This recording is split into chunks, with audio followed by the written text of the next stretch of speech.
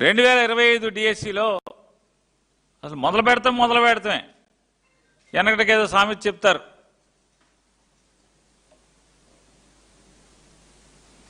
కాపురానికి వచ్చిన రోజు తొలి రోజు చూడమని చెప్తారు అమ్మవారి భాగవతాన్ని.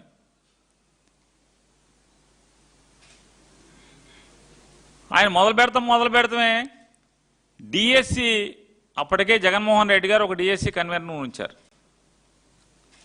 డిఎస్సి కన్వీనర్ ఒకవేళ అతను నచ్చలేదు, లేదు అతన్ని తరిమేసి ఇంకొక డిఎస్సి కన్వీనర్ వీళ్ళు మెచ్చినా వీళ్ళకి నచ్చినా వీళ్ళు ఎంచుకున్నా ఇంకొక అధికారిని డిఎస్సి కన్వీనర్గా పెట్టుకోవచ్చు.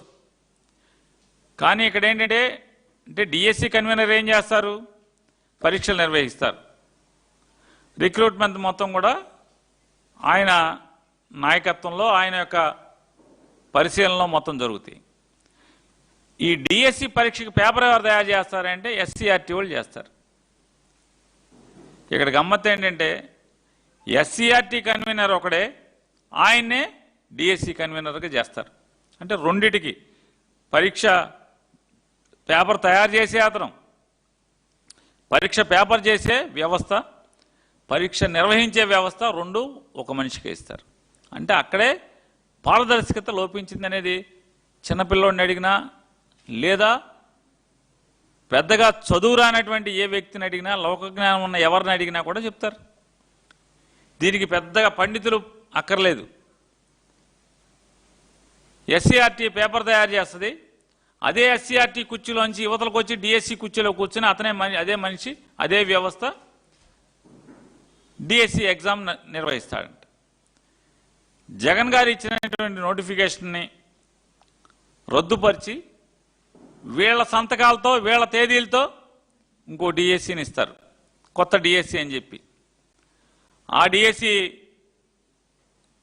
మొత్తం అంటే పారదర్శక పాత్ర వేసి అక్కడితో ఆగరు. ప్రశ్నాపత్రాల తయారీలో ప్రక్రియ మొత్తాన్ని, అది కాన్ఫిడెన్షియల్ ప్రాసెస్ని లేదా అప్లోడింగ్ని లేదా డిజిటలైజేషన్ని, వీటన్నిటిని ఎవరుంటారా అంటే ఎవడో పర్మనెంట్ ఎంప్లాయీస్ ఉండరు. మొత్తం టోటల్గా ఎస్సీఆర్టీలో అవుట్సోర్సింగ్ ఉద్యోగస్తులుగా పనిచేస్తున్నటువంటి వ్యక్తులే ఈ మొత్తం వ్యవస్థ నిర్వహణలో వాళ్ళు ఉంటారు. అంటే ప్రశ్నపత్రం తయారు చేసే సిబ్బంది అంటే అంతా అదే ఆఫీసులో జరుగుద్ది.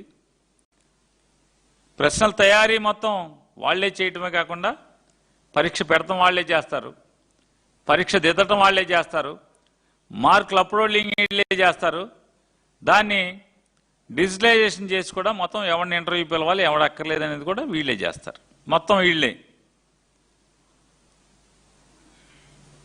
అంటే అత్యంత గోప్యంగా జరగాల్సినటువంటి వ్యవహారాలని అవుట్సోర్సింగ్ ఉద్యోగస్తులతో వీళ్ళు నిర్వహణ చేయటం. ఇంకా గమ్మత్తు ఏంటంటే ఎవరైతే అవుట్సోర్సింగ్ ఉద్యోగి ఈ పరీక్ష ఎస్సీఆర్టీలో పనిచేస్తున్నాడో నవీన్ అనే ఆయన కృష్ణా జిల్లాలో టాపర్గా వస్తాడు, డిఎస్సిలో జిల్లా టాపర్గా వస్తాడు. ఆయన జిల్లా టాపర్గా వచ్చినట్టుగా మెరిట్ లిస్టు ఆన్లైన్లో పెడతారు.